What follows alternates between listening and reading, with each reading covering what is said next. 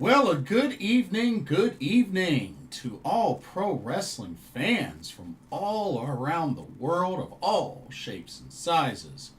Welcome to another live pro wrestling talk brought to you by Blitzball Champ Gaming. I'm your host, Blitzball Champ Jason Ingram. It is Sunday evening, March 22nd, 2026. Hope everybody's weekend has been great. I got back home from Dallas earlier today, so got back, took me a nice nap, got some rest, unpacked and everything, and just chilled out for the day. But it was a great trip. It was a really great trip, and I wanted to get on here and talk about it. A couple of key things. I'm going to go over the epic conclusion of the New Japan Cup 2026 finals. And then I'm going to talk about some TJPW Texas Stampede. I'm going to review the Dallas show because that's the only show I went to. But just talk about my overall experience in Dallas, Texas. And then I did get a chance to catch up on Sareee-ism Chapter 10. Of course, that's Saree's 15th anniversary show. I did get to see that in its entirety, so I wanted to review that as well at the end.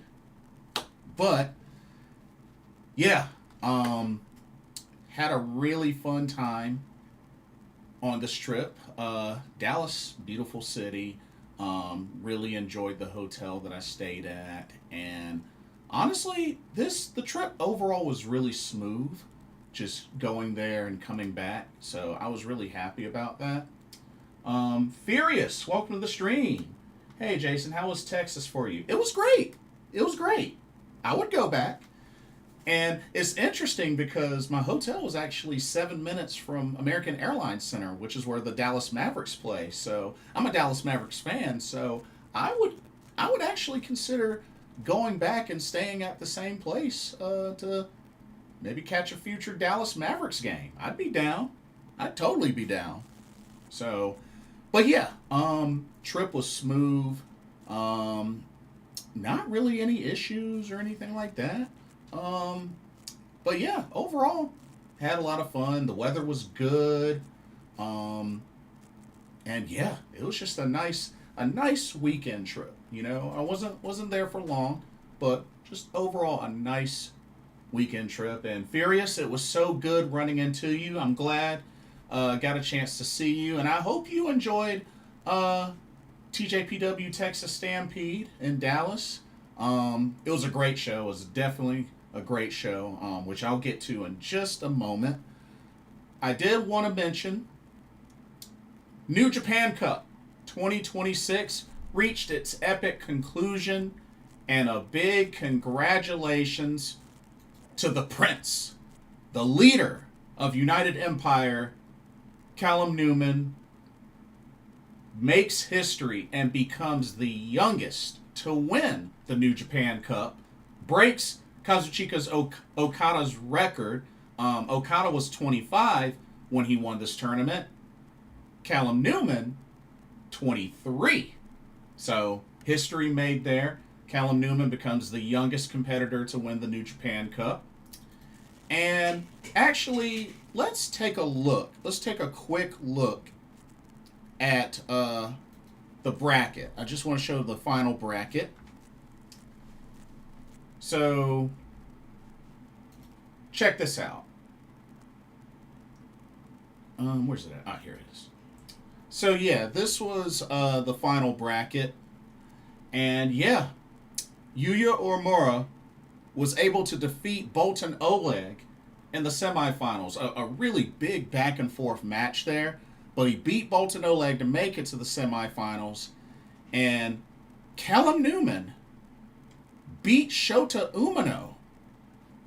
I honestly thought Shota Umino was going to pick up the win. I thought we were going to get Yuya Uemura versus Shota Umino in the finals, but no. Callum Newman had other plans.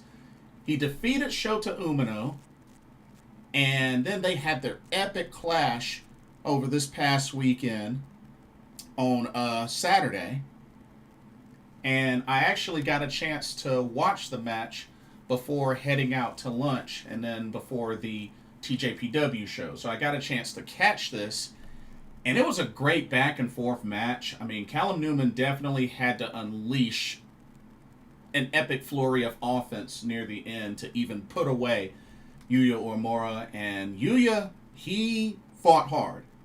He really fought hard, and I honestly thought that he was going to pull this off. But Callum Newman was able to put him away with the make way. Like, the 2 Princess Curses wasn't enough. A Kiss the Crown wasn't enough.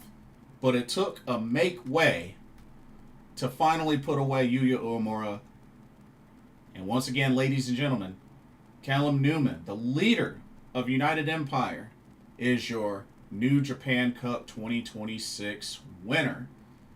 And with that being said, that means he will get to challenge Yota Tsuji for the IWGP Heavyweight Championship at Sakura Genesis at Ryogoku Sumo Hall, which will be on Saturday, April the 4th. So definitely looking forward to that, and that'll be here in just a few weeks. It'll be here in a few weeks, right around the corner, so we won't have to wait long for that match to happen. But yeah, Callum Newman does it, but can he dethrone Yota Tsuji?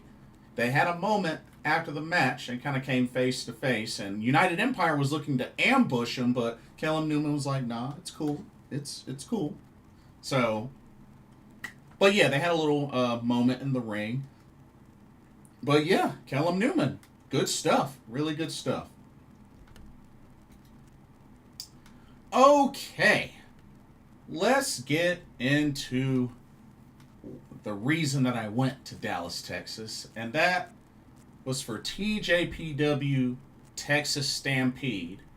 Now, I only went to the Dallas show, but they did 4 total shows. They did 2 in Austin, Texas, 1 in Dallas, and 1 in Houston. The final stop was in Houston.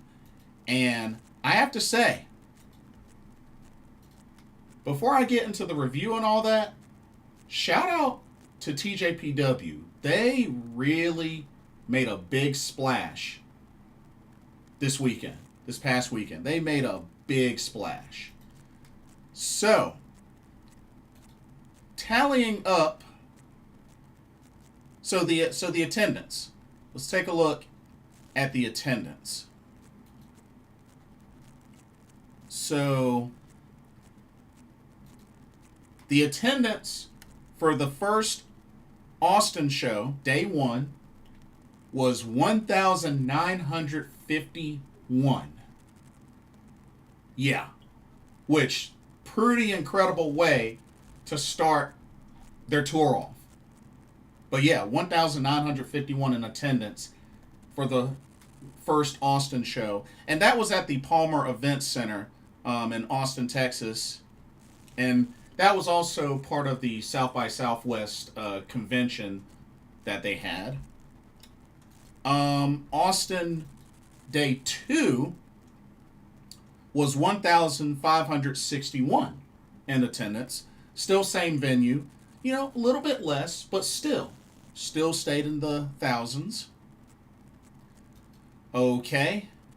The Dallas show, which was the one I attended, 1,481. And that was at a pretty decent sized venue, pretty big venue. This was at the College Park Center in Arlington, Texas, as part of the campus of the University of Texas in Arlington. Beautiful campus, by the way. Beautiful venue as well. So I thought that was really cool. And then for the Houston show, now, by the way, Houston show, smaller venue, but they sold out. They sold out at 415 people. So 415 people for the Houston show, which was at the Post Houston venue in Houston, Texas. And with that, the total number between all 4 shows of this TJPW Texas Stampede Tour, 5,408 people. Wow. A big, major success for Tokyo Joshi Pro Wrestling. I mean, that's a pretty big milestone for TJPW. Like, Stardom hasn't even done that. Even in the few times that Stardom has done a show in the US. They haven't even hit anywhere close to those numbers. So, that's pretty incredible. As I open up my can of ginger ale. So, a toast to TJPW Texas Stampede on an incredible milestone. 5,408 people in attendance across all 4 shows. Job well done. I salute you. Cheers.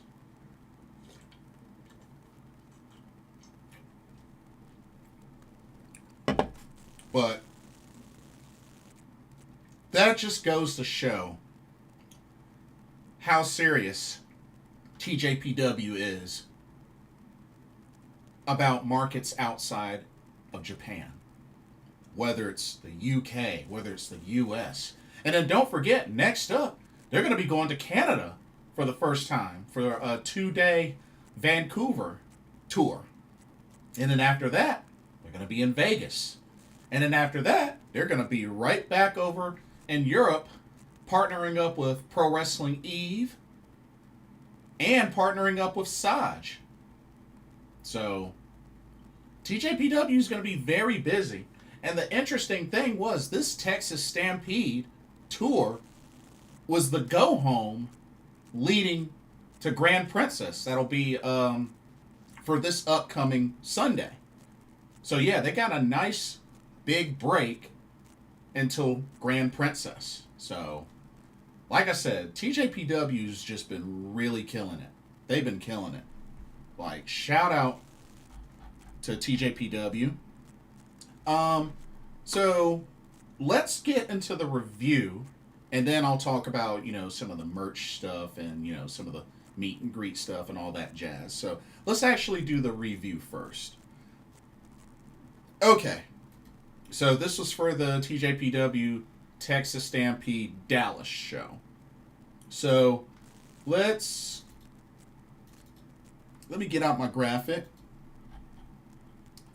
And, let's get started. I just got one big graphic that has each of the matches on there. But, yeah, let's go ahead and get started. Okay. So, where the heck are my notes? Oh, there we go. So, the first match, we had a singles match between Up Girl Shino, Suzuki, and the World's Cheerleader, but I think it's either World Cheerleader or Wild Cheerleader, one of the two. I thought it was World, but Mifu Ashida, everybody's favorite cheerleader. This was a pretty decent match, even though it was not a long match. It was actually a pretty short match, only 4 minutes 55 seconds. But at least it gave an opportunity for Mifu Ashida to, do a little bit of cheering, do like her split and her, she did like the X Factor and did the little leg submission across the ropes. But yeah, this was a pretty decent back and forth match between Shino and Mifu. I felt like the crowd was pretty split between Shino and Mifu. I felt like they both got plenty of love from the crowd. I was mainly cheering for Mifu. But, pretty decent match, even though it was short. But it would be Shino Suzuki picking up a submission victory. Got a straightjacket submission on Mifu Ashida for the win. So, I was a little bummed. Because I was going for Mifu. But, hey, when was the last time Shino got a singles victory? You know what I mean? So, hey, I can totally get that. So, But yeah, Shino Suzuki for the win. Blood Money, welcome to the stream. J-Rod will be waiting for the winner. Yeah, I did hear about that.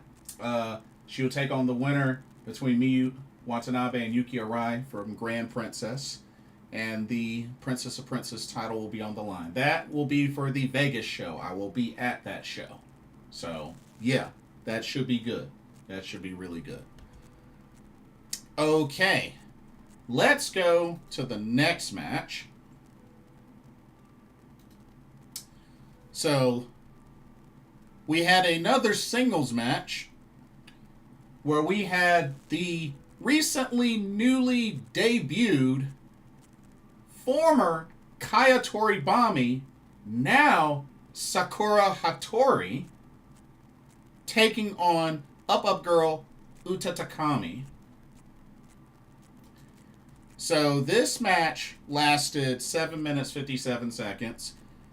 And I have to say, I definitely love the new look Sakura Hattori. She pretty much went from bird to ninja. Yeah, incredible story with how this whole thing took place. But Sakura Hattori, I love her gimmick. She looks awesome. I like her overall look. It works. It fits. But I will say, with this match, Uta Takami gave her a little bit of a tough time. Uta Takami put in work in this match. It was back and forth between the two. And even Uta hooked in the koala clutch twice in this match. And almost came close to submitting Sakura Hattori. But she would not be denied. And Sakura Hattori definitely showcased her offense, showcased her ninjutsu-like moves. And it took a bit, but she was able to cinch in pretty much like a modified triangle hold. More so like a modified Cobra clutch, so to speak. It kind of reminded me of Matt Riddle's Bro Mission that he used to do in NXT. But yeah, Sakura Hattori hooked that in. And Uta was tapping out, but apparently the referee was calling for the bell and nobody rung the bell until like almost a minute later. Like the ref kept signaling because I guess nobody was near the bell or anything like that. So it took a while for the bell to ring. And Sakura just had that submission hooked in the whole entire time because, I mean, it makes sense. I mean, you pretty much keep that in until you hear the bell. So, but yeah. Brutal submission. Sakura Hattori, at that point went 3-0. Still undefeated since debuting as Sakura Hattori. And yes, Furious, I agree. She changed her whole moveset. She's a lot more brutal. She did throw in the handspring kick though. She did do the back handspring kick. So she's still, you still see a little bit of traces of it, but overall you're right. Definitely a new and improved moveset. But think about this, y'all. What's really unique about this, y'all gotta remember, Sakura Hattori debuted in the U.S., not in Japan. She debuted in the U.S. Like, that's pretty unique. Like, a Joshi gimmick debuting here instead of in Japan. Like, that's pretty cool. That's a big deal, y'all. That's a very big deal. Like, Japan didn't even get to see Sakura Hattori new look and all live. We did first. So that's a pretty big deal. I don't know about y'all, but that's a pretty big deal. So, But yeah, shout out to Sakura Hattori, and I believe she also won her match in Houston against Mifu Ashida. So yeah, I believe she went undefeated, 4-0. So hey, I can dig it. I can definitely dig it. But yeah, good stuff. Really good stuff. Okay, let's go to the next match. So we go up here. So we had Daisy Monkey in action. Suzume, Arisu, Endo taking on Palm Harajuku and Raku. Of course, they were both rocking the Bucky's onesies. So thought that was really cool. But yeah, this match lasted 11 minutes 32 seconds, and this was a very entertaining match as expected. We got to see the gotcha machines in use, so I thought that was really cool. And just the action was nonstop for this match, and Palm and Raku definitely gave Daisy Monkey a run for their money. You know what I mean? So, but yeah, it was just a very entertaining match. We got to see the gotcha machine in usage.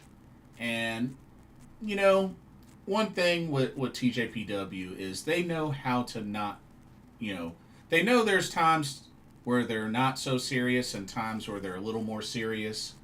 And they know how to do both. They definitely know how to do both. And I love it. I love it.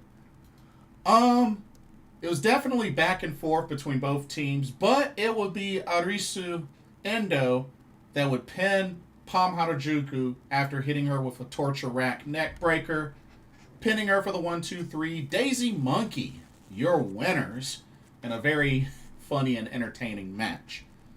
But yeah, good stuff. Alrighty, let's keep it going. Next match. So we had more tag team action. This next match, we had the current Princess Tag Team Champions, Ober of Yuki Kamifuku and Wakana Uehara. And they went up against the team of Player 1, VertVixen, and the Burning Venus, Yuki Aino. This was another good solid match between both these teams.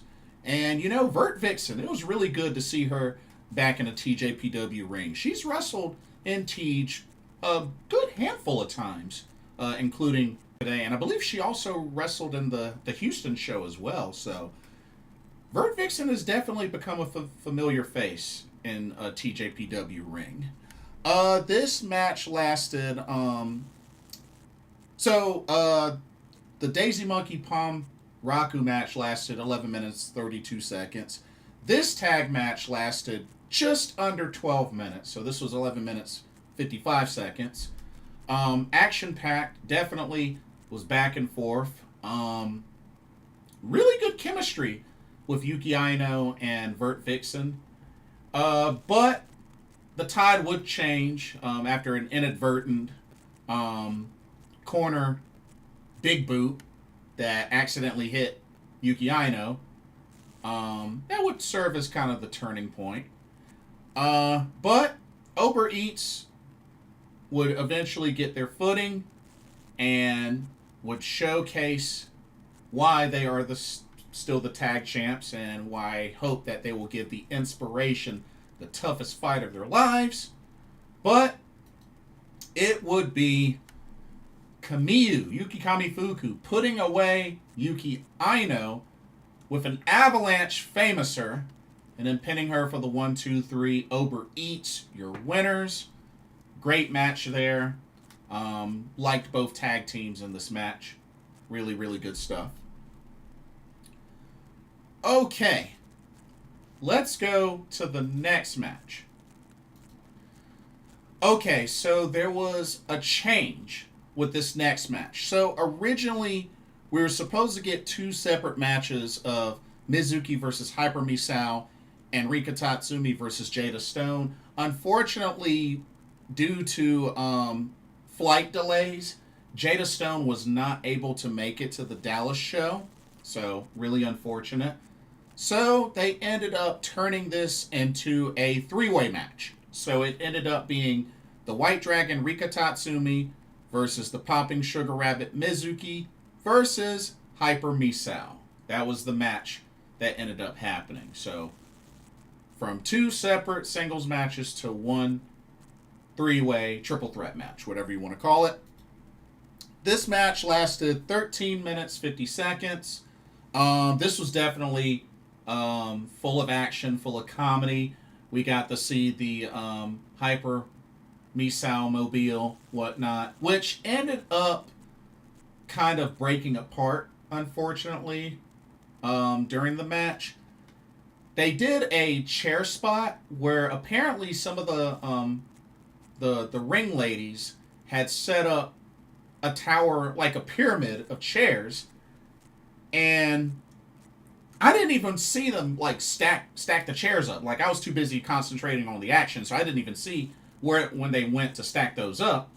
But they stacked those chairs up, and it looked like originally Hyper Misao was gonna ram, like drive the bike into Mizuki and Rika through the chairs, but the bike, broke. So she just improvised and kind of just, on the fly, pretty much inadvertently runs into the stack of chairs, toppling them over. So good thinking on Hyper Misao to just quickly call an audible like that. And they made it work. The ladies made it work.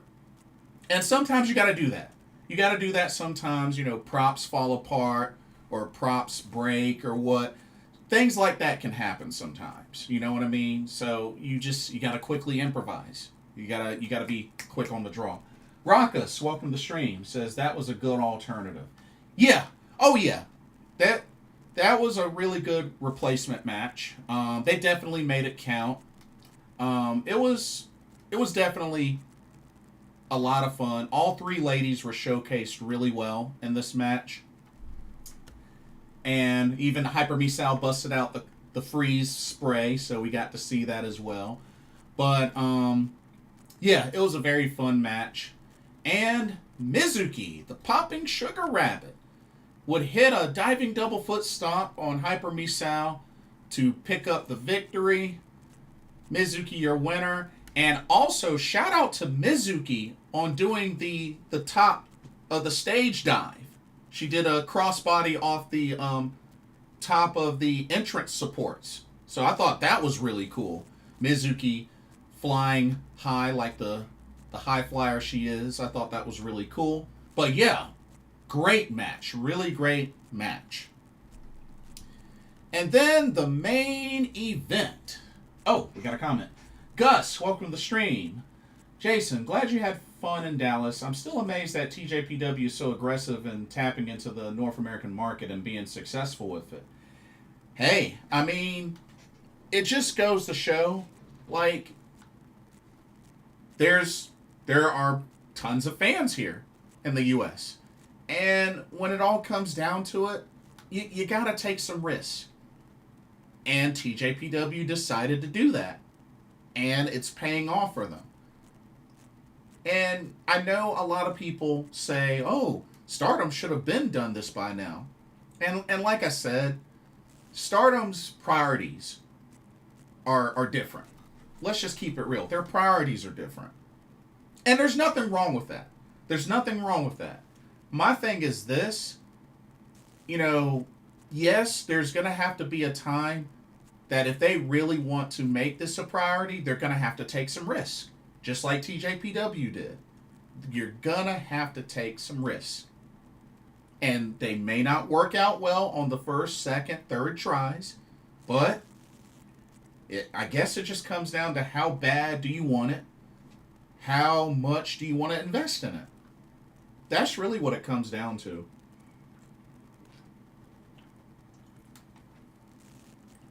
Because I know a lot of fans give Stardom a lot of crap about this, but it's like, you gotta understand, if their priorities don't align with that, you can't really expect them to go through with stuff like that. If it's not a priority, they're not gonna do it. You know? After all, why do you think they've only done a show in the US once a year? It's not a priority. Do I think they have the capacity to do more shows in the US? Yeah. But like I said, it's not a priority. Therefore, they're not going to do it until they make it a priority. It's that simple. It's that simple. But anything can change. It ain't too late. Anything can change. Okay, main event. And this was a good main event. Main event. Feast your eyes on the top left here.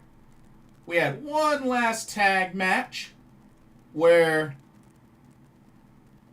we had Miyu and Miyu teamed up. Miyu Yamashita and Miyu Watanabe, the Princess of Princess champion, teamed up to take on the team of the big kaiju Shoko Nakajima and Yuki Arai. This was a solid main event that lasted 16 minutes, 48 seconds. And both teams really went at it. Of course, you know, Miyu Yamashita and Shoko Nakajima have been tearing it up recently. And, of course, Miyu Watanabe and Yuki Arai have really been going at it on this tour leading up to their big title match at Grand Princess this coming Sunday. So they've really done a good job at really building this up really well. And this match definitely went back and forth. All four ladies looked really strong. And, you know, there's definitely a reason why this was the main event. They made it count from start to finish. At the end of the day, Shoko Nakajima got the best of Miyu Yamashita. She hits the diving senton and then pins the pink striker. 1, 2, 3. The big kaiju and Yuki Arai pick up the victory in the main event of Texas Stampede in Dallas. And then everybody got in there and posed for a final picture. Miyu Yamashita looked kind of salty on the apron before she got into the ring. But a great show. And shout out to Sareee Namba, who did all the ring announcing duties for all four shows. Definitely was a success. And like I said, I only went to the Dallas show. I would have loved to have gone to all four, but, you know, I just made this a quick weekend trip.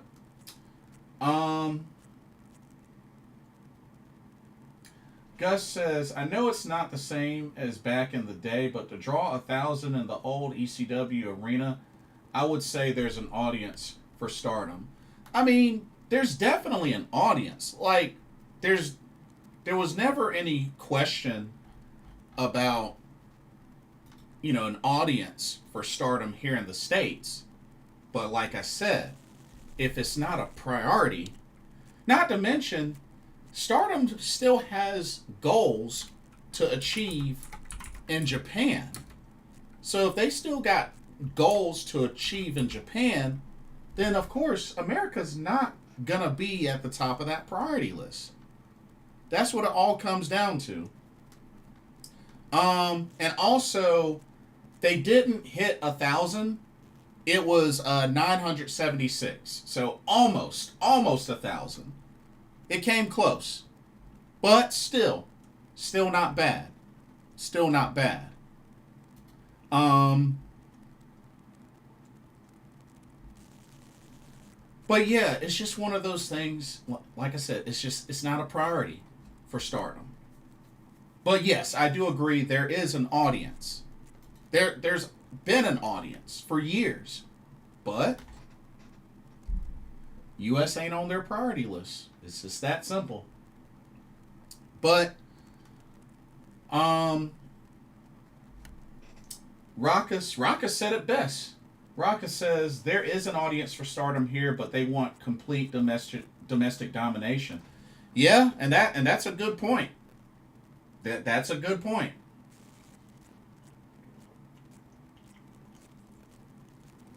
And I feel like right now that might be challenging for them because Tej has gotten quite a big head start over Stardom with this. So, like I said, TJPW is a lot more serious about it. And they're also taking the risks. I'm not so sure Stardom's willing to take the risks. It might also be a Bushi Road thing. That really could be what's holding them back is Bushi Road. That's something to think about. Something to think about. But, so, let's take a look at some of the stuff that I got from this TJPW Texas Stampede in Dallas.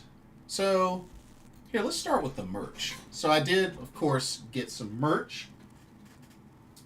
Got 2 shirts. I pre-ordered the shirts online and was able to pick them up at the venue. So I got both of the shirts.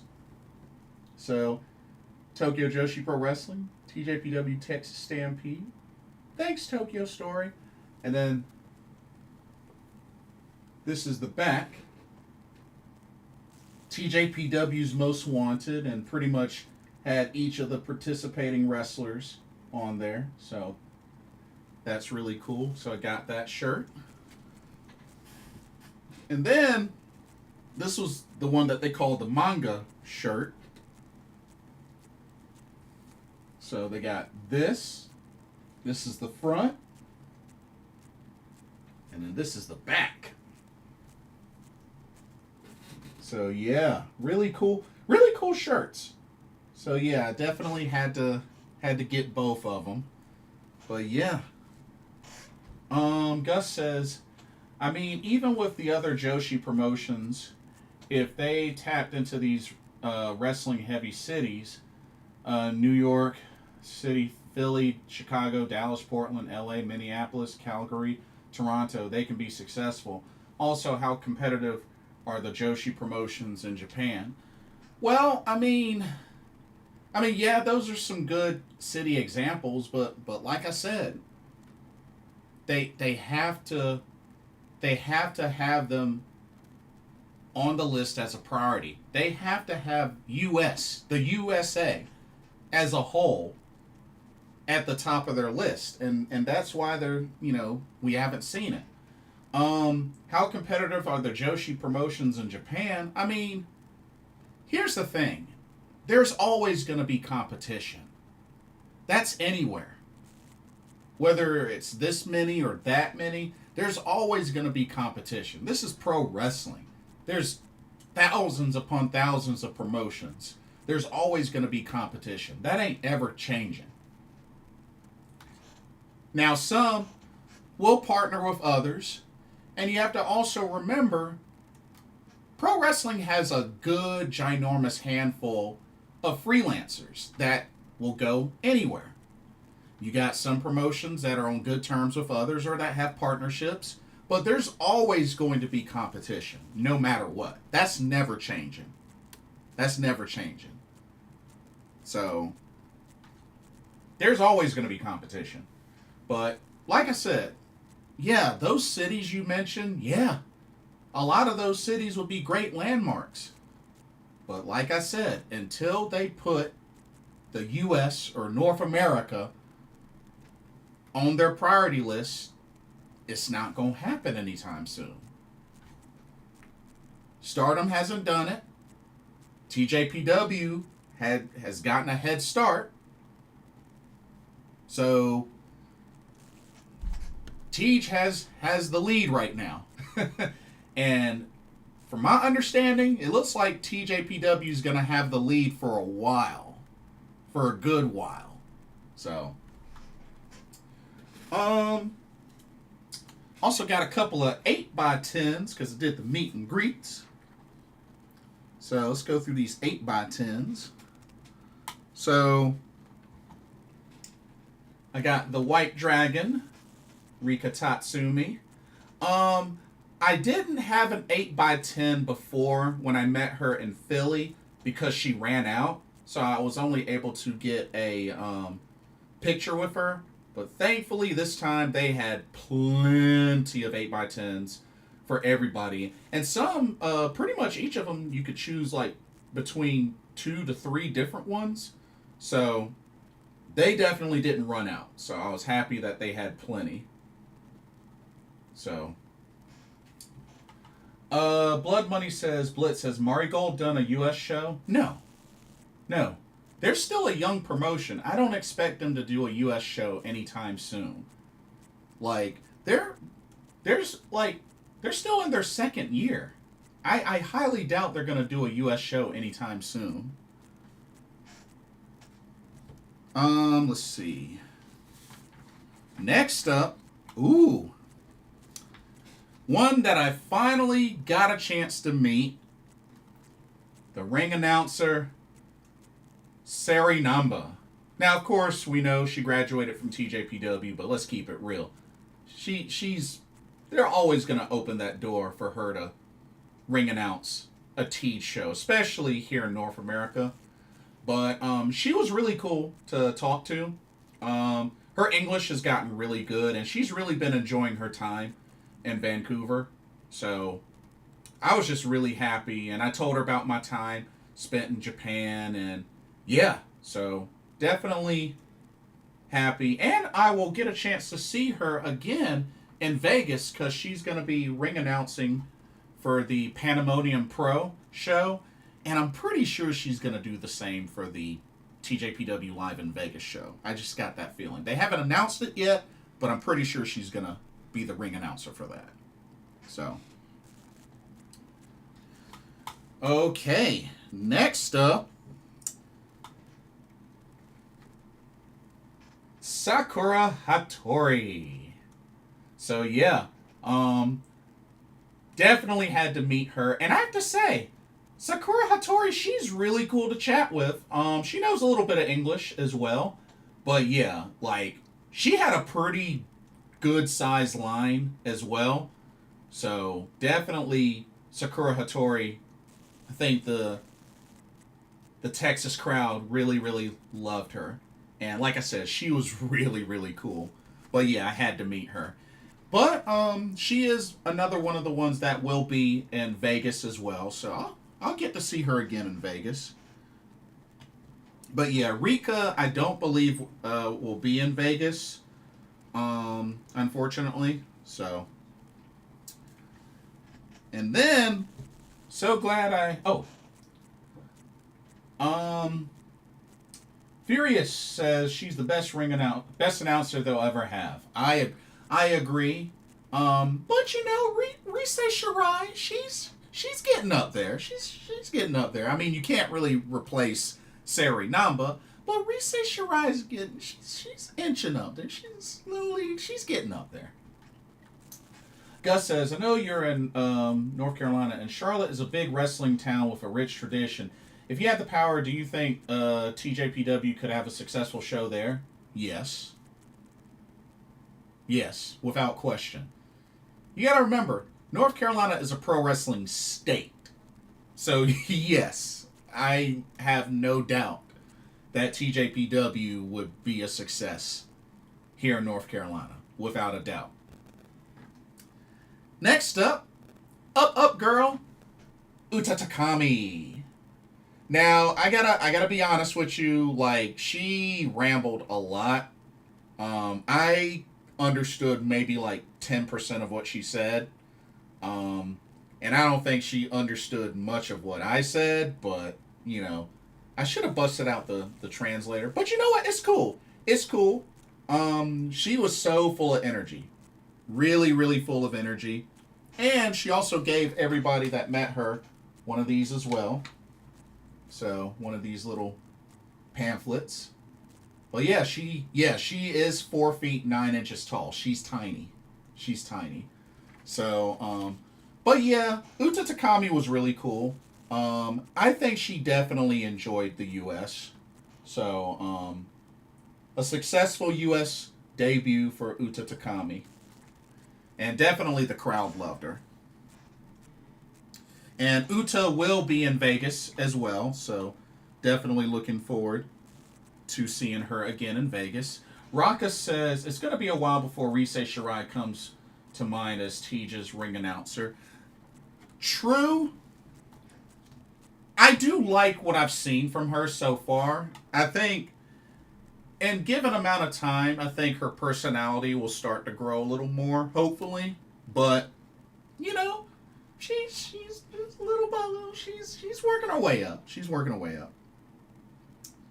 Next up, Hyper Misao. So she's another one that back when I met her in Philly, she ran out of 8x10s, so I only got a photo with her. So definitely had to meet her again so I could get a signed 8x10. So Hyper Misao was really cool. She's always really cool to chat with and very engaging with the fans. Like, what's there to hate about Hyper Misao? There's nothing to hate about Hyper Misao. She's the big hero, protector of all the big children. So, yeah. Loved meeting Hyper Misao. Next up, this was somebody that I was looking very forward to meeting. And I believe Hyper Misao will be in Vegas. This next one, this is somebody that I was very, very excited to meet. We talked for a good while, and I really shared with her about my experience in Japan, and I don't think this will be the last that we see of her. And that's Mifu Ashida. She speaks pretty good English, and like I said, this was her U.S. debut, and I told her how when I first saw her was her final match in Ice Ribbon, which was Ribbon Mania 2024, and I told her that I was there for her debut in TJPW at the January 4th, 2025 TJPW show at Etion. Which she was really happy. She lit up when I shared that. But yeah, Mifu, she really enjoyed her time in the U.S. Unfortunately, she won't be on the Vegas trip, so kind of a bummer. But I still believe this won't be the last time we see Mifu in the U.S. But yeah, like I said, she speaks English and definitely was a lot of fun seeing live. And yeah, she's the world's cheerleader. So really, really happy that I got a chance to meet her. Because my dumb self didn't take the opportunity to meet her after the Ice Ribbon show like I should have. But I made sure not to make the mistake this time. Gus says, for all us TJPW noobs out there, in your opinion, who are the names in that promotion and the ones who aren't names but are very entertaining? So if I were to say some names that you should definitely invest in, I'll give you 5. Definitely 5. Miyu Yamashita, Shoko Nakajima, Miyu Watanabe, Yuki Arai, Mizuki. I think those are the 5 just off the top of my head that you should, if you're a first time watching TJPW, you should lock in on those 5. You also have original pillars like Rika Tatsumi, Shoko Nakajima, Miyu Yamashita. So definitely the pillars. Names you should definitely watch for. Now Sakura Hattori, because she's undefeated now. Suzume, Arisu Endo, Yuki Arai, Uta Takami, who won the rookie tournament. Wakana Uehara. Like, there's really, you can't really go wrong with any of the talent on TJPW. I mean, they've all been established pretty well.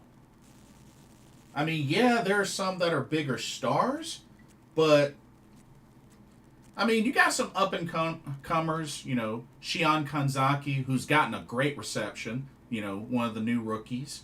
Ren Kanatsu is another rookie. Chika Nanase is another rookie. So, I mean, you got some rookies that have been on the up and coming. But to be honest, I'd say get to know the whole roster. The whole roster is a really solid roster. So, that's my honest opinion. Raka says, really wish Mifu could have interacted with the Dallas Cowboy cheerleaders. That would have been so cool. That would have been so cool. Especially the stage that they had. They could have done that. They could have had a couple of Dallas Cowboy cheerleaders and she do a little quick routine for her entrance. Whether it's on the stage or in the ring, you know, like that would have been cool. That would have been really cool.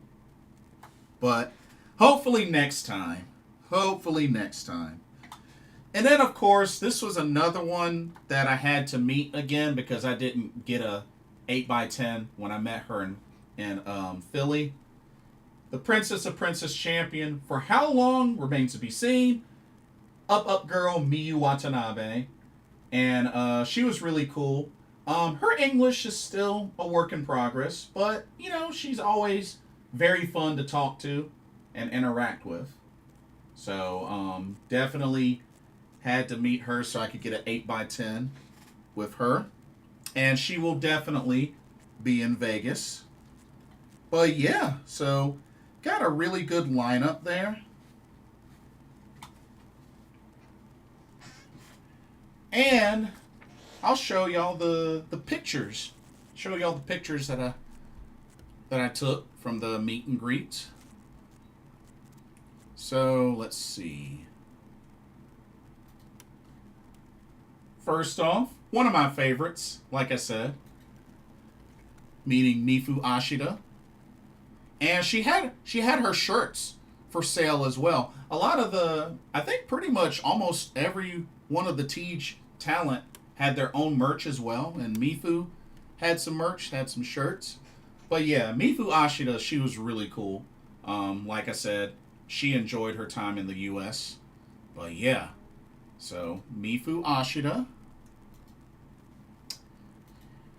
Here is Sakura Hattori, which, like I said, Sakura Hattori, I think the crowd really, really loved Sakura Hattori. Like I said, her new gimmick, her ninja gimmick, it works for her. And yeah, she was really, really cool. Really cool. Cool to talk to as well. But yeah, Sakura Hattori. Okay. Next, up girl Uta Takami, which she had a pretty decent line as well. I think definitely everybody wanted to make sure that they could meet her. But yeah, Uta was really cool. Like I said, she talked a bunch. I just didn't understand a lot of what she was saying, but it's okay. It's okay. She definitely looked like she enjoyed herself on this tour, and she will be in Vegas as well. So yeah, definitely there will be more Uta Takami in the future. Okay. Next up, the White Dragon, Rika Tatsumi. she's such a goofball, but yeah, Rika always really cool to see live and to interact with. She did a popcorn spot during this tour, and she also bopped Yuki Aino on the head with a can of Sprite. I thought that was pretty funny. But yeah, Rika, you could definitely, when it comes to North America, you can expect Rika to do some silly, crazy spot with like concessions or something like that. It's just really, really cool.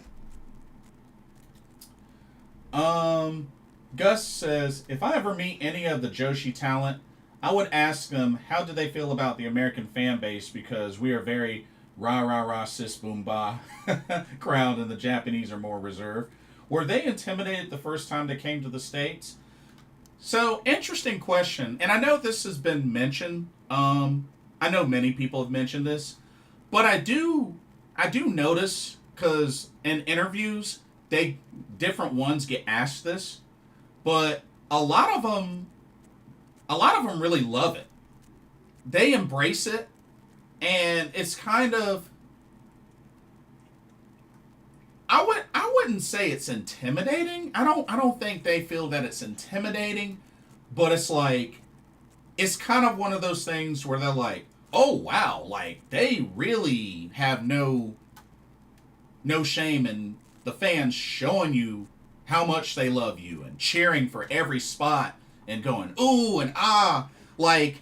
And I guess maybe they find it overwhelming, but I think it's one of those things where they're realizing that they can be themselves and they can be engaging here. Because, I mean, even just simple stuff like you mostly don't see them slap hands with the fans in Japan, but they come over here, they slap hands with the fans, you know? I even noticed that with the Stardom show. Like, Suzuki, when she was in Vegas last year, like, usually in Japan, you don't see her slapping hands with fans. In Vegas, she was slapping hands with fans. Yeah. So, in all honest,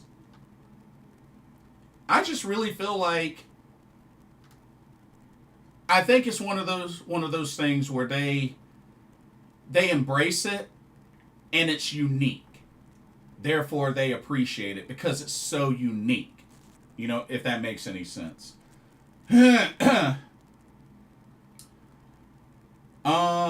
Furious says, it's weird how Rika isn't going to be at Las Vegas or Canada, and last year she wasn't in Texas. I wonder if it's a personal reason or something.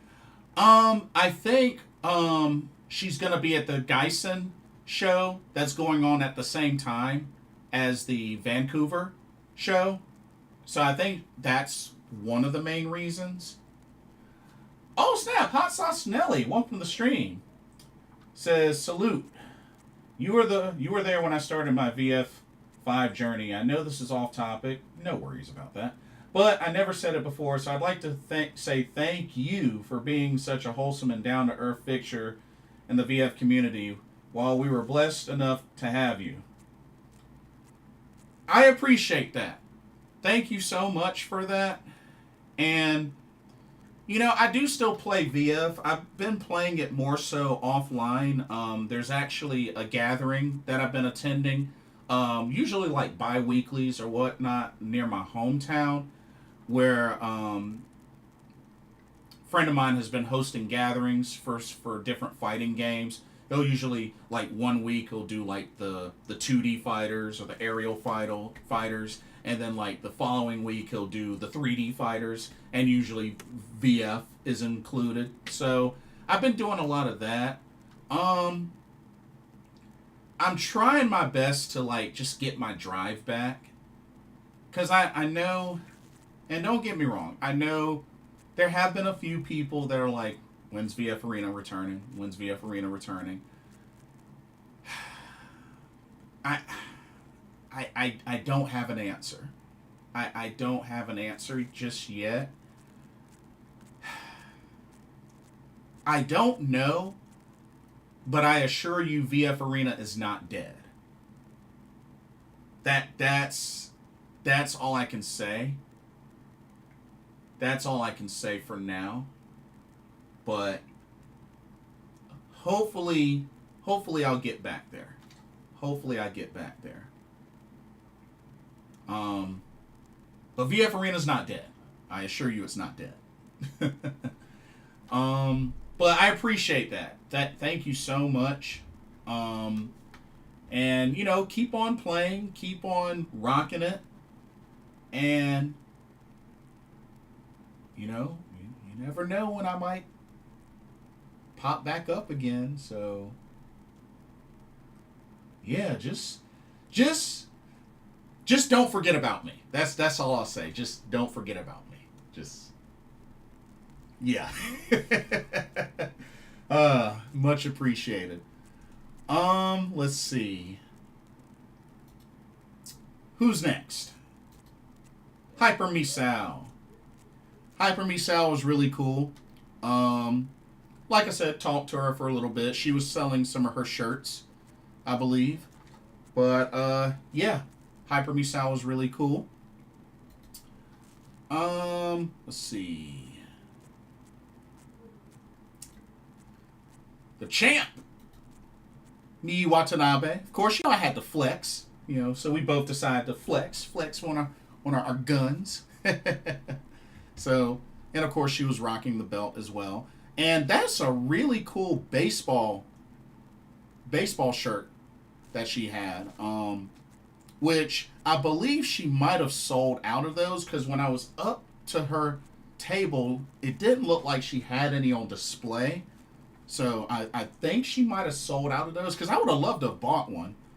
But it's all good. It's all good. And then, of course, last but not least, Sareee-number. Definitely had to make sure I met her. And like I said, she took time to talk to everybody. And, more opportunities that she works on her English. And she's really been enjoying her time in Vancouver. And also, the time she gets to go to the U.S. But, yeah, she really took the time to chat with every fan that approached her. So, I thought that was really cool. But yeah, and also, shout out to everybody that I ran into and met up with. Shout out to Hendrix. Shout out to Furious. Shout out to Paul/Darwin. Shout out to Scott Shook. Shout out to Angela. But yeah, so many people. I want to make sure I don't forget anybody. Shout out to Venelope. I hope I said that name correctly. Venelope 7. Shout out to you. Oh man, I hope I didn't miss anybody. Oh, and most of all, shout out to Andy Zyke, the main man behind the Tokyo Joshi Pod.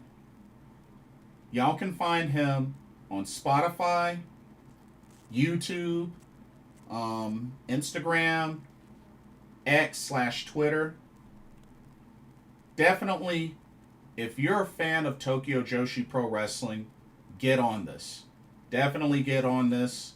Give him a follow, subscribe. He releases episodes constantly. Have a listen. He does reviews. He does reports.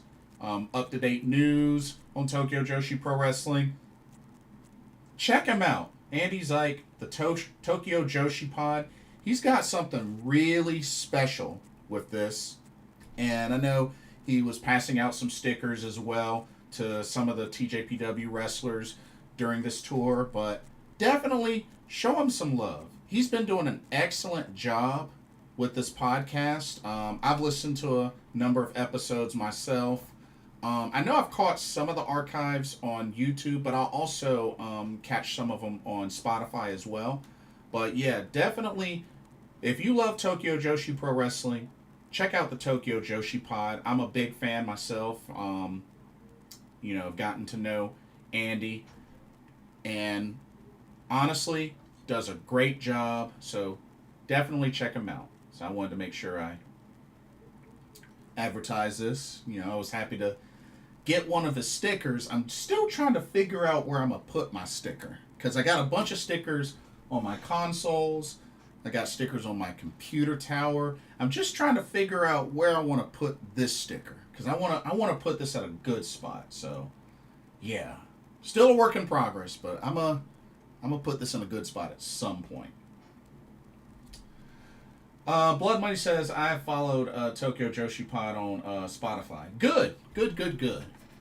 Yeah, he's been doing a great, excellent job. But yeah, so salute to TJPW. Another excellent tour. And like I said, Andy, he went to all 4 shows. Hendrix, he went to all 4 shows. For those out there that went to all 4 shows, let me know. How did you enjoy the other shows? And like I said, they got Grand Princess coming up this coming Sunday. And then they're going to be right back on tour again because they got the TJPW live in Vancouver, two shows in Vancouver. And then they are off to Las Vegas, which I will be at that show. So that'll be a lot of fun. And yeah, as it gets a little closer, I'll probably do a big preview for my Vegas trip. So do keep an eye out for that. I know they're still trying to finalize cards for a lot of the shows that I'm going to and meet and greet stuff and all that jazz. So once it gets closer, I'll definitely preview a whole bunch of that. But yeah. So, got one last thing to do. And, oh, what is this? Oh, God. So, I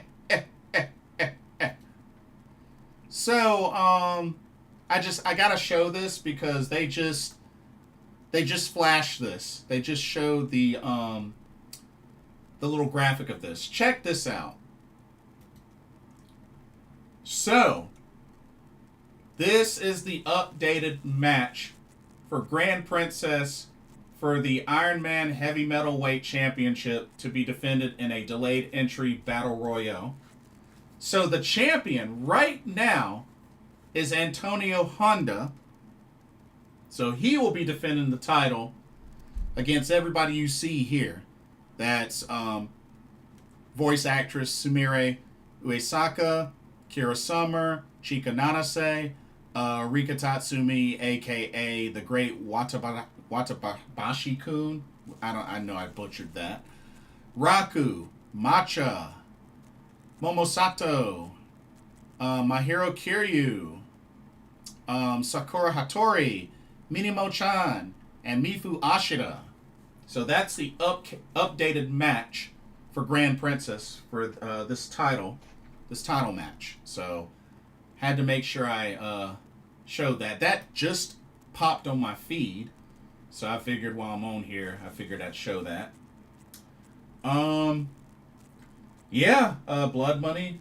Yeah, apparently he got the title. He is the champ as of now, Antonio Honda. So Minoru Suzuki lost to Honda of all people. Hey, when it comes down to it, anybody or anything can win this title. Like there are no favorites. When it comes to this title, there's no favorites. But yeah, I had to definitely make sure I showed that.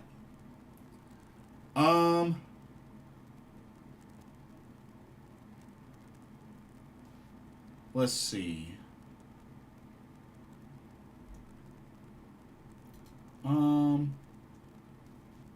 One second.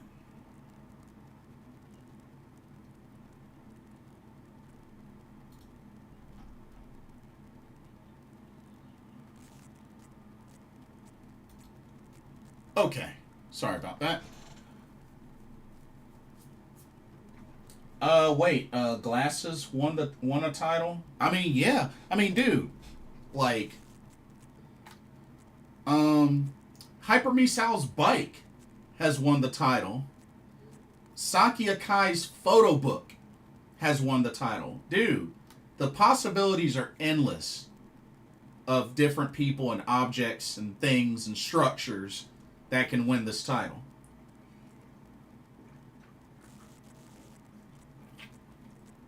It has no limits. It has no limits. Okay. Let me see here.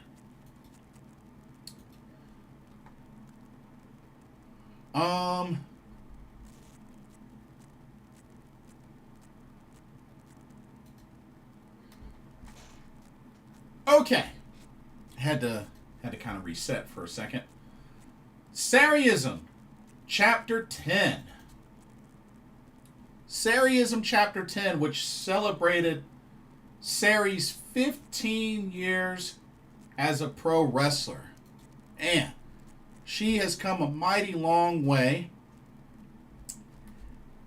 And not only that, this was also the show that debuted her new theme that she will be using going forward, called Teoshin Prism. But before we get to that, let's get to the review. So, 8 matches. 8 matches on the card for this show. They really went in. Really went in. So, show took place at the Yokohama Budokan earlier today, March 22nd. Let's get to it. First match, we had a tag match. Oh, there it is. First match, we had a tag team match where we had the team of Akari and Sayaka Toyota taking on the team of Utashima and Yuka.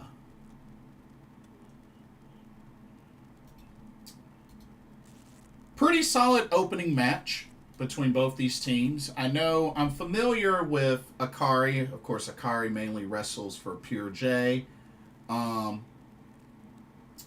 Sayaka Toyota, she's kind of dabbled around in, different promotions. I think she mainly freelances. Utashima, this was my first time seeing her wrestle. And Yuka is part of Ice Ribbon. Match lasted 8 minutes, 40 seconds. It was very action-packed, and I definitely loved the back and forth between Yuka and Sayaka Toyota. Of course, Sayaka Toyota's the niece of Manami Toyota. But yeah, I enjoyed their back and forth. They exchanged a lot of offense, those two specifically. But this was a pretty action-packed match. But it would be Sayaka Toyota to get the victory for her team. She dropped Utashima with 2 missile drop kicks before pinning her for the 1-2-3. Akari Sayaka Toyota picked up the victory in the opening match. Really good match. Gus says, I think it's really awesome to see talent like Risa Sera and Sareee promote and book their own shows, and in many ways bring talent from many of the Joshi promotions without ruffling any feathers. Yeah, and but you have to also keep in mind, being that a lot of the talent on a lot of these shows, most of the time, have freelancers. Freelancers are a little bit easier to get on there. Now, when it comes to other wrestlers a part of certain promotions, it really just depends on them and on the relationship. Most seem to be pretty open. So far, the only 2 that I feel like haven't really gotten there yet are Stardom and TJPW as far as working with each other. I don't know if they ever will, but that's just how I see it. But when you have freelancers, a lot of freelancers, availability and not many ties holding that together, I would think makes it a little easy to be able to book them and not ruffle any feathers. But that's just my thoughts. I wouldn't know. I'm not a booker, so I can't really give, all the deets on that because I don't know. I'm not a booker, so. Okay, let's go to the next match. Now this was a really, really solid match. we had a one-on-one match between Celine Misora and Kikyo Furusawa. Of course, Celine Misora, I believe, is from the Seedling promotion, if I remember correctly. And Kikyo Furusawa, of course, is from Stardom. Ooh, this was quite a match, and it went the distance. I will say, shout out to Celine Misora. Her fighting spirit was on full display because Kikyo locked in that ankle lock multiple times this match, and she withstood it. She withstood it the whole time. So shout out to Celine Misora. Her fighting spirit was on full display this match. And really, these two exchanged pin attempts. I mean, just went back and forth, and it went to a time limit draw. I did not expect it to go to a time limit draw, but yeah, this was an awesome match. This was an awesome match. But yeah, it was 10 minutes. So it was a 10-minute time limit. It hit the time limit draw. But yeah, I hope they run it back at some point. They should run that one back at some point. I would love to see there be a clear winner with that. So here's hoping. Here's hoping. Alrighty. Let's go. Uh-oh. Here we go. Let's go to the next match. This was a tag team match. Here we go. This one was a very exciting match. So we had the team of Chi-Chi and Miku Kanai taking on the team of Amu Fujiwara and Rina, formerly Nori. So yeah, for those that didn't pick up on that's Nori, but now she's known as Rina. She changed her name. This match was a lot of fun, very action-packed, and if I remember correctly, they showcased this, but this Amu Fujiwara apparently was the talent that Sareee had scouted after seeing one of her exhibition matches during the training session where she was throwing those monster forearms, which really caught her attention. And shoot, she ended up being like, heck, let's put her on Sareee-ism. And there we have it. She gets locked in onto a Sareee-ism show. And this match was phenomenal. It went 12 minutes, 42 seconds. So it had a good amount of time. It was very physical. And I mean, you know, Amu and Rina went up against a pretty tough team. I mean, Chi-Chi and Miku Kanai have teamed up a lot. So they have really great chemistry. And you know what? Shout out to Amu, who really brought the fire out to open up the match. I mean, just really was going at it, laying into Miku Kanai.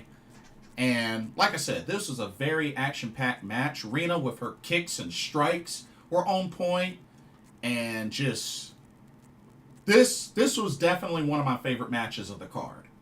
Definitely one of my favorite matches of the card. It really went the distance. But it would be a devastating, well-executed German suplex pin from Miku Kanai to Amu Fujiwara for the pin and the victory. Miku Kanai, Chi-Chi, your winners. But like I said, shout out to Amu Fujiwara. She looked really good in this match. She looked really good. So, very, very good stuff.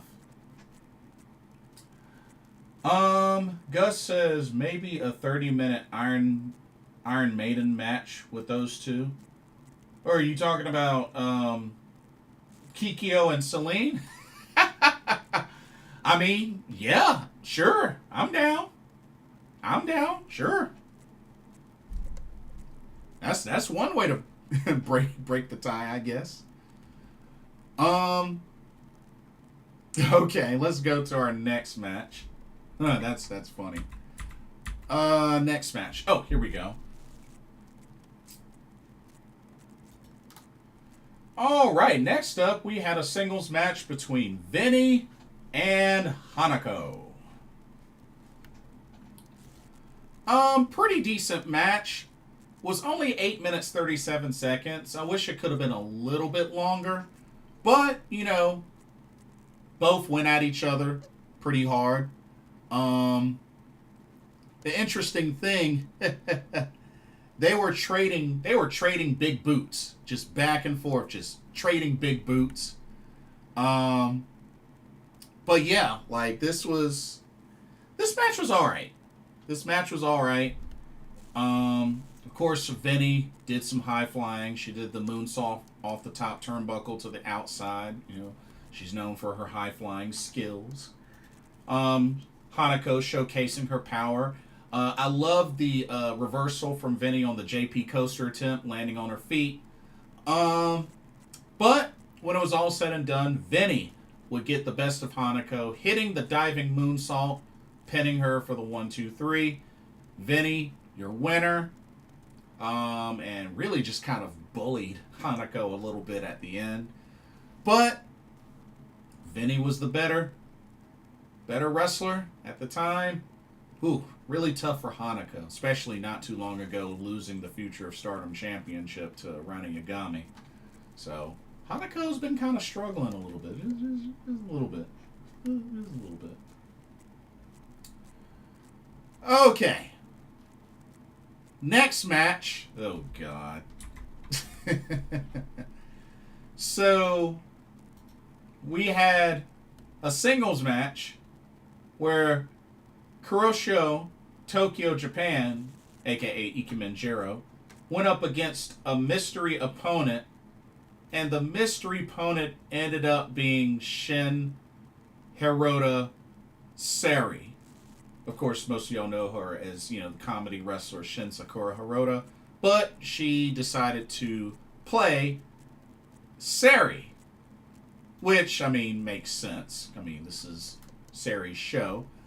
But yeah, she came out looking like Sareee, and the match, you know, it wasn't too long. It was only 4 minutes 13 seconds. It wasn't a long match.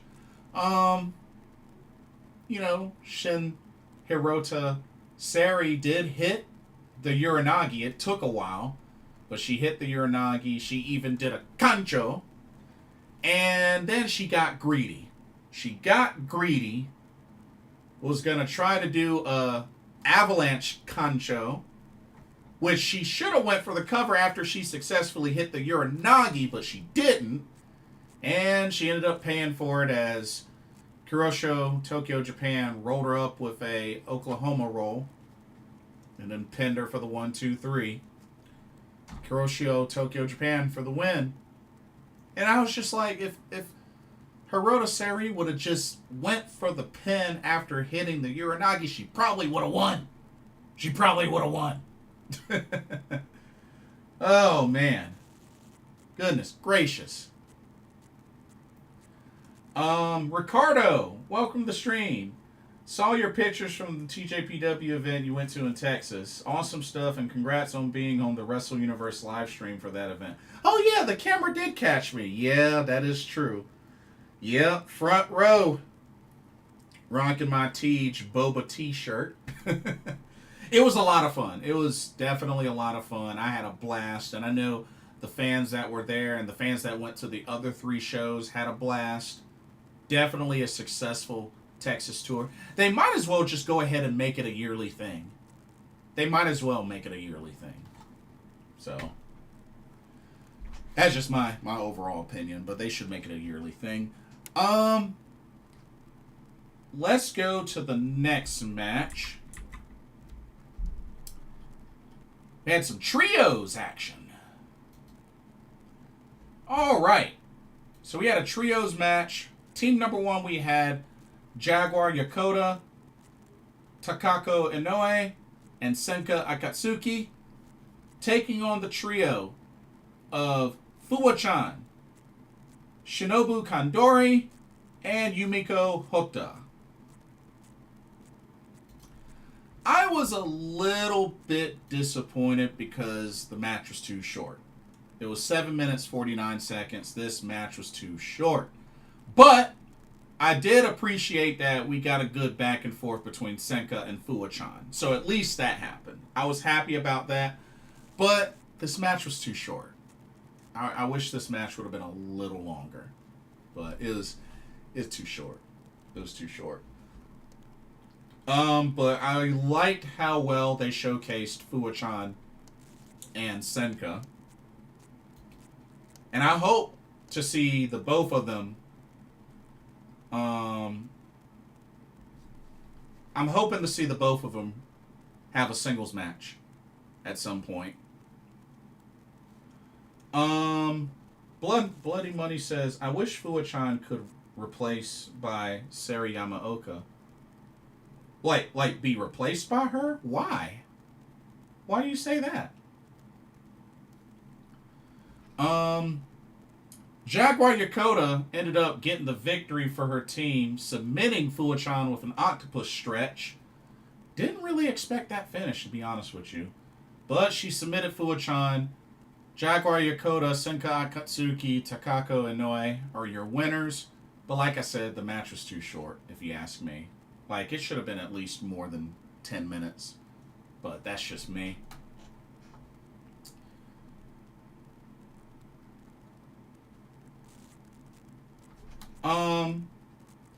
Bloody Money says Senka versus Sareee fight forever.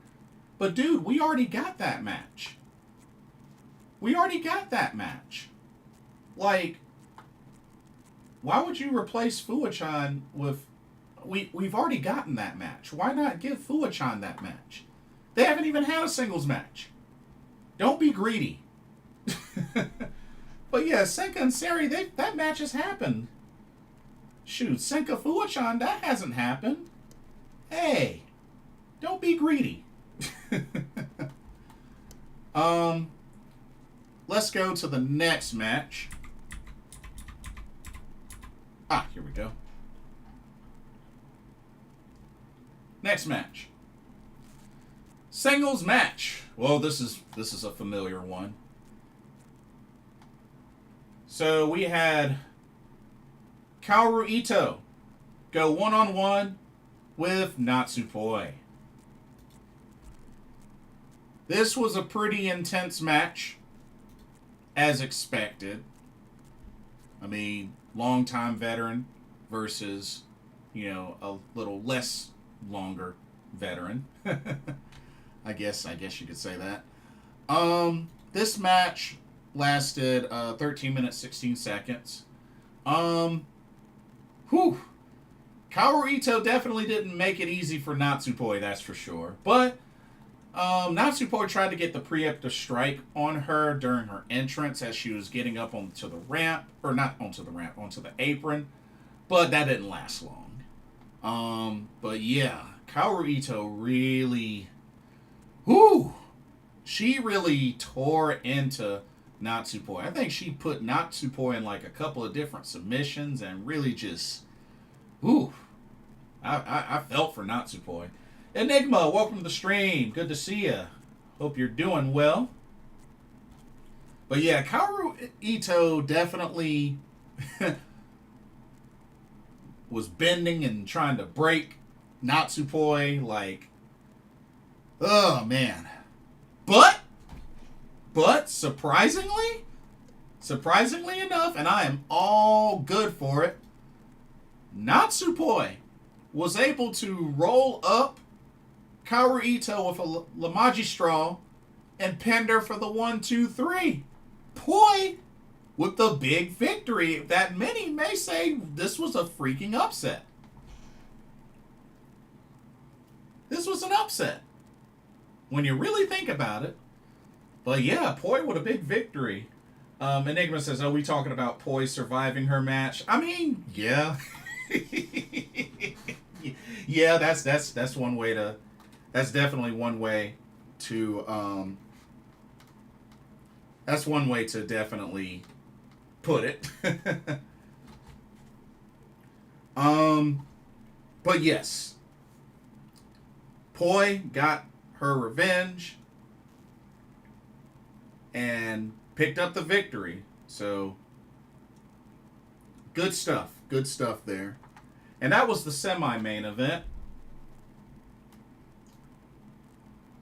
Now, let's go to the big one. The big one. The main event of Sareee-ism Chapter 10. Celebrating 15 years as a pro wrestler.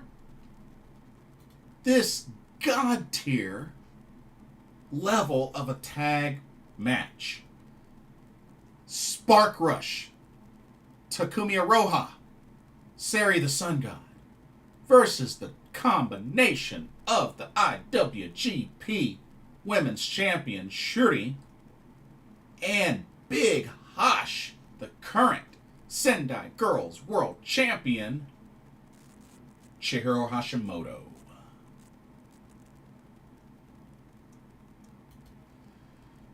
Whew. Whew. This match went 23 minutes and 6 seconds of pure non-stop action. And oh, did they deliver in a big way. With both of these teams, a total of 4 of the best Joshis in the world going at it in front of an almost 2,700 in attendance of the Yokohama Budokan. Whew. Takumi and Shuri exchanging leg kicks. Whew. Big Hash doing the flipping senton, hitting both her opponents. Sareee just unloading on the forearms and the uranagis. You get a uranagi. You get a uranagi. Oh, actually, she hit Big Hash with a couple of uranagis. But uranagis for everybody. Doesn't even matter. Just you get one. You get one. You get one. You get one. You get one. You get one. Anyway, a very action-packed match. But it would take a wrist clutch uranagi that would put away Chihiro Hashimoto. Sareee with the pin, 1, 2, 3. Spark Rush, your winners in the main event. And quite an interesting term of events. So, let me get caught up on the comments. Yes, Blood Money, that was confirmed. Yes, Sendai Girls 20th anniversary, April 12th. We are going to get, once again, Shuri versus Chihiro Hashimoto. They've battled each other before. They've even battled each other in a Stardom ring. But they're going to take it to a Sendai Girls ring. 20th anniversary. Looking forward to that. Poi started debating what was worse, that match or her match with Sareee. You know what? That's a good question. That's a good one. That's a really good one. Poi got taken to the woodshed to the learning tree. She did, but she did end up getting the win. I gotta give it to her. She did end up getting the win. And yes, Blood Money, I saw that update a moment ago about the best of the Super Juniors. But yes. Looking forward to that. Ricardo says, I saw the DDT Judgment 2026 event on Wrestle Universe, and it was fun with a few title changes. John Robinson, who does Harada's theme song, was in attendance. Ooh! He was in attendance for the show? Oh, snap. Interesting. Yeah, I haven't really been keeping up on DDT like that, but that's pretty freaking cool. Enigma says, God's strongest soldier and Big Hash uniting to take on Spark Rush was heat. Absolutely. Gus says, was it a Meltzer 5-star? I could care less. Who cares if Meltzer rates it a 5-star or not? Did you rate it a 5-star? That's what matters. Did you rate it a 5-star? We gotta stop putting so much spotlight on the Meltzer rating system. Because it's not always consistent. It's not consistent. It's not. It's not. So, but the Meltzer 5, I could care less. It was a 5-star to me. I could care less if he rates it a 5-star. Because let's keep it real. He doesn't view Joshis like a lot of others view Joshis. Let's just keep it real. Blood Money says Spark Rush need to be in the Goddess Tag League this year, or Marigold Twin Star Cup as well, or better challenge for the Goddess or Twin Star Tag. Well, probably could see them challenge for the Twin Star Tag. I can't really see them going for Goddess Tag, but I mean, you know, Goddess Tag League, that would be huge. That'd be pretty huge. So I mean, I guess it's not impossible. They would be instant favorites to win, that's for sure. Put them in either of those tournaments, they would be favorites to win.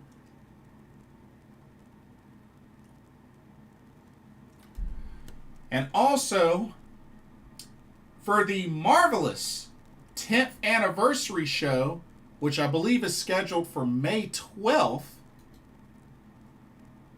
we are going to get Takumi Iroha defending the 3AW Singles Championship against her own Spark Rush tag team partner, Sareee. That's right, for the marvelous 10th anniversary show, which will be at the Yokohama Buntai. So that's big. That's really big. So, whew. Looking forward to that. And also looking forward to Spark Rush making their U.S. debut as a tag team. And we got to see, I forgot the name of the singer, perform the new Sareee theme, Teoshin Prism. Gave a live performance of that new theme for Sareee to close out the show. It sounded awesome. And she also did the original old theme for Saree's entrance. So I thought that was really cool. And you know what? Just because it's her 15th year anniversary and I have been blessed with the opportunity to meet her, I figured I might as well flash this because why not, right? Happy 15th anniversary to Sareee the Sun God. So honored and blessed to have met her. And this was at the Marigold New Year's show back in 2024, going into 2025. But yeah, so happy 15th anniversary. Blood Money says, one last thing. Should Tsuji retain or lose the IWGP Heavyweight title to Callum Newman on April 4th? I believe he should retain. Definitely retain. It ain't time for him to lose that title. Nowhere near time for him to lose that title. No way. I mean, I know Callum Newman's the leader of United Empire, but he ain't that big yet. He ain't that big yet. So, but yeah, I do expect that to be a really great match. I mean, I like Callum Newton, but he ain't that big yet.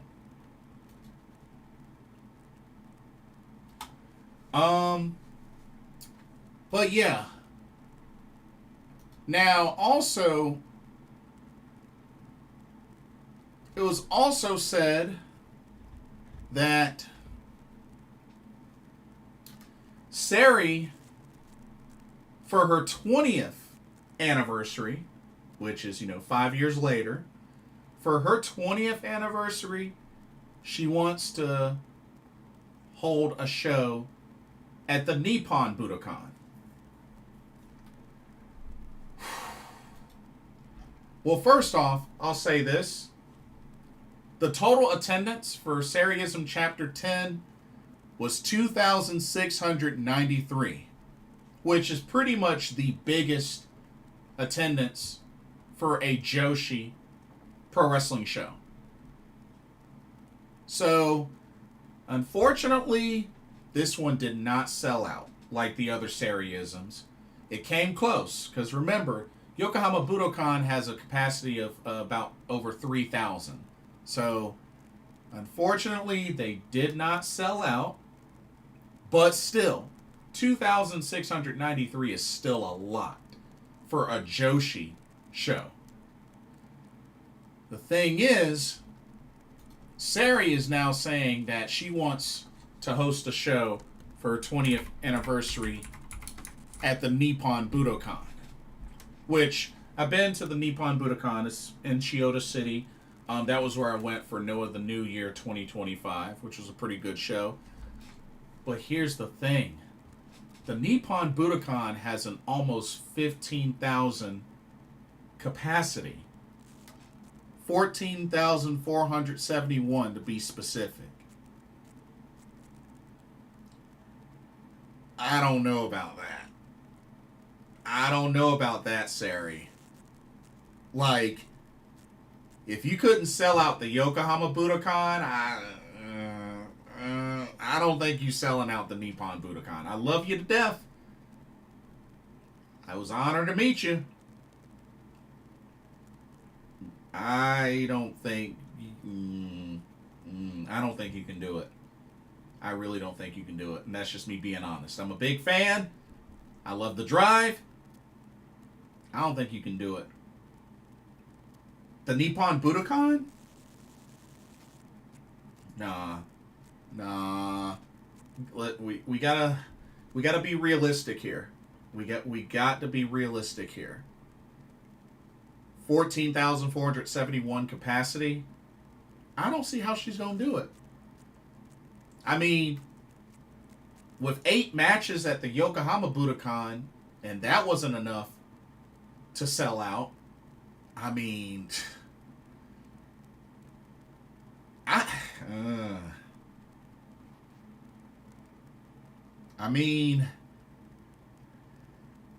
you're gonna have to have like the card among cards, among cards, among cards, among the top ultimate card ever in order to sell out the Nippon Budokan.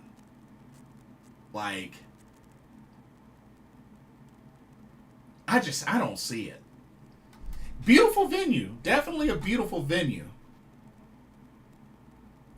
And like I said, it's in Chiyoda City, which is where I stayed at for my first trip to Japan. But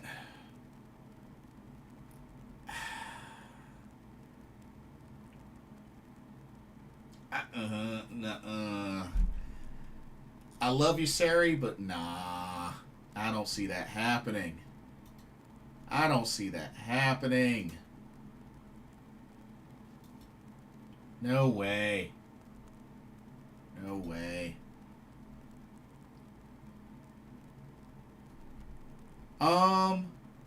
Ooh, they just put up the graphic for the 20th anniversary. Ooh, take a look at this. Take a look at this graphic. Look at that. I love it. I love it. But yeah, Sunday, April 12th, 20th anniversary of Sendai Girls. Shuri and Chihiro Hashimoto. Should be good. Should be really good. But yeah, that's a pretty cool graphic. I like that graphic. That is awesome.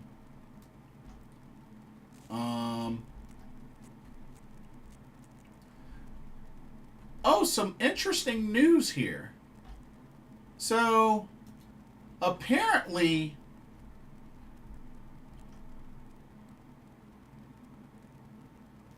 Triller TV apparently Adam Abdallah, part of Orange Crush, this group that's actually starting a new pro wrestling promotion, is apparently putting together funding to try to purchase Triller TV. Ooh. Interesting. So Triller TV apparently up for sale. Wow. I mean, shoot. I mean, maybe they can pull it off. I don't know. We'll see. We shall see, but that's interesting. That is really interesting. Triller TV up for sale. Huh. It looks like this Orange Crush might acquire it, I guess. Or the dude behind Orange Crush. We'll see. And to elaborate on what Blood Bunny was saying. So yeah, Best of the Super Juniors pretty much will be ran throughout the month of May and going into June. So starting this Saturday, March 28th, and running through to the final day of the Road to Sakura Genesis Tour, which is April 2nd, 3 wrestlers will be announced every day on social media that are to be confirmed for the Best of Super Juniors 33. And then the final 2 entries with the block lineups will be revealed at Sakura Genesis on April 4th. Hey! And there'll be 20 competitors total. So it looks like 2 blocks, 10 in each block. But yeah, definitely the Best of the Super Juniors was one of my favorite New Japan tournaments. I mean, I like that. I also like the G1, of course.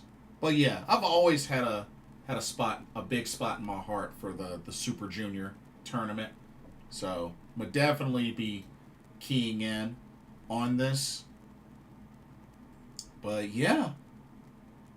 So that's the next big tournament coming up for New Japan Pro Wrestling. And like I said, this upcoming weekend, we got, so this week we got Stardom New Blood 30, which tomorrow evening I'll do a preview of New Blood 30 because the card's finalized for that, so I'll preview that. This upcoming weekend we got TNA Sacrifice on Friday, which... yeah, I probably will catch it. I haven't watched the TNA show in a while, so I'll probably catch this one. And then, of course, Grand Princess on Sunday, the 29th. So, should be another big weekend coming up. So, yeah, should be good to close out the month of March. And then, yeah. And like I said, my next trip is... Vegas for Mania Week. Got a lot of shows that I'm looking forward to for that. But yeah, should be good. Should be really good. I'm trying to make sure didn't miss anything. Oh yeah, shout out to Motoi Hamambe and Emma Maishima. They will be returning from injury and competing at New Blood 30. So good to see that they're returning from injury. And I'm hoping eventually Momo Watanabe will return from injury. Maybe perhaps All-Star Grand Queendom. We'll see. But because she's the only other one that's off the top of my head that's also still out with injury. But yeah.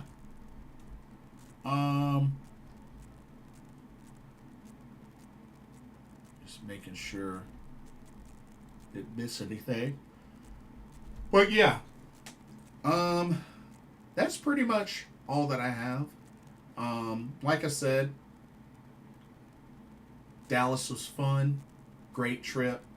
And who knows, maybe in the future I'll go back and check out a Dallas Mavericks game. You know, I'm a Mavericks fan, and you know, the like I said, the hotel I stayed at was only like 7 minutes from the American Airlines Center. So hey, but another successful tour in Texas for TJPW. Like I said, they might as well just make it a yearly thing.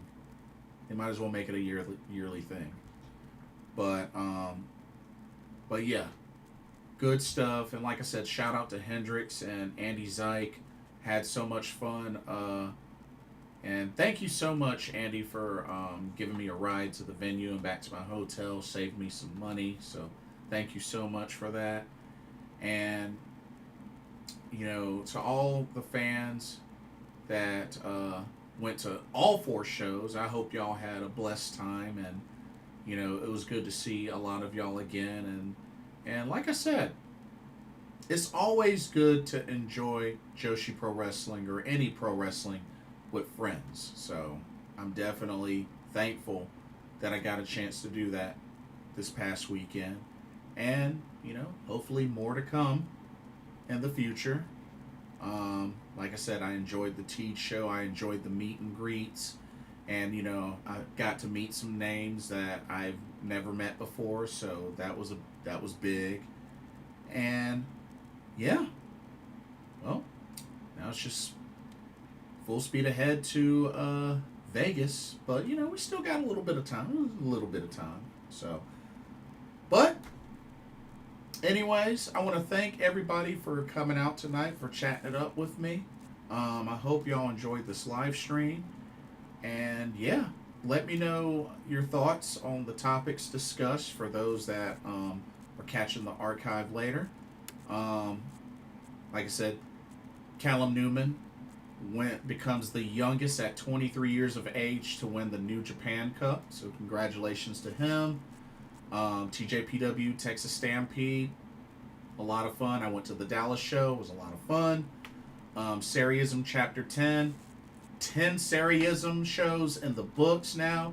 Happy 15th anniversary to Sareee the Sun God. And yeah, looking forward to what's coming next and down the road. Don't forget to like, comment, subscribe, follow, all of the above. Thank y'all so much for watching. Hope y'all enjoyed tonight's live stream. For this live pro wrestling talk, brought to you by Blitzball Champ Gaming. My name is Blitzball Champ Jason Ingram. Hope everybody has a blessed start to the week, and I will see y'all in the next video.